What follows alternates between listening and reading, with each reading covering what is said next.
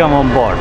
Welcome to MSC World Europa Day 1. Uy, Day 1 pa rin? Pinatatagal ko talaga yung Day 1 para may pang 1 year na upload na ako. Ganun. Ang aga nga namin gumising yan kasi mga 2 hours din yung biyahe mula Milan to Genova. Naks naman. Ang itinerary nga pala namin ay Rome, Palermo, Malta, one day sa gitna ng dagat para hanapin si Jezabel. Uy, hindi! Tapos, Barcelona and Marsilia. Muta nga ako sa 5-6 para may panggala kami ni Dudo. Uy, hindi! Sabi ko nga sa kapitano ng cruise ship, gawin niya na akong katulong for 7 days. At si Dudong naman tagahugas ng plato. Naks, akala mo naman talaga. Parang gusto ko na ngang tumira sa loob ng cruise ship ang habang buhay. Aba naman.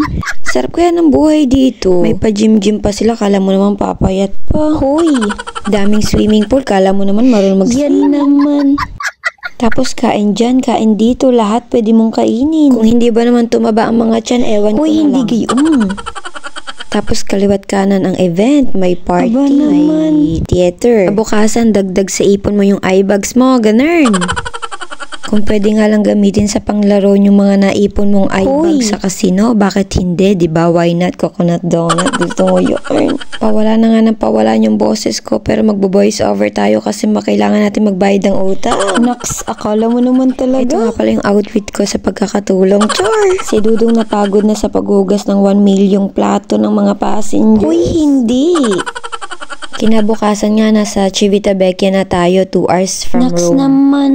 At sa mga oras na ito nga gumagala kami ni Dudong sa theater. Yan naman. Tapos pumunta rin kami sa casino. Ay, dumaan lang pala. Tapos pumunta rin kami ng disco. Naks naman. Nung nakaipon na kami ng madaming eye bag, lumabas na kami. Sa mga oras nga na yan, pinag-iisipan namin ng mabuti at pinagpaplanuhan kung paano kami tatakas sa kapitano bukas para hindi na kami magkatulong at maghugas ng plato. Sa sobrang hirap nga mag-voice over, lalo na ngayon dahil sa boses ko, wag ka naman mag-comment ng enjoy. Uy, demanding. Big shout out nga pala sa nanay kong mahal na mahal ko at very supportive. Naks naman, pautang nga. See you soon. On the way na ako pa Pinas. Char!